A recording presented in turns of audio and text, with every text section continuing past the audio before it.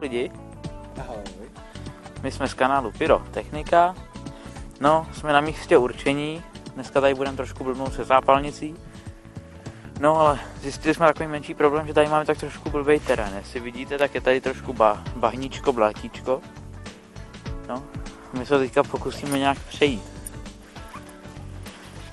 Tak první začne můj kolega. No, první začnu já. Kámo, jsem parkourista, vole.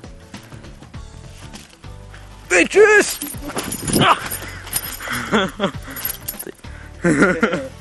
No, teď my se vám ozveme, že začneme něco dělat. Takže koupili jsme si 2 metry zápalnice, no a našli jsme tady takovou sufrovou branku, tak nás napadlo, že bychom to kolem toho mohli obmotat a mohl by to být docela dobrý efekt, tak za chvilku jsme zpátky.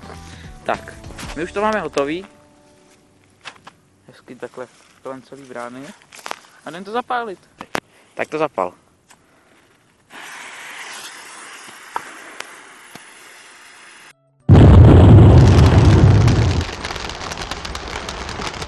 Dát kratší. Jsem myslel, že to pojede rychleji.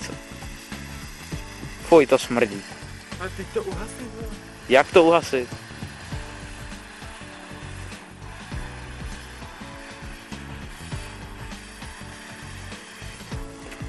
Tak to bylo dobrý. Au! Ty vole. Kurva.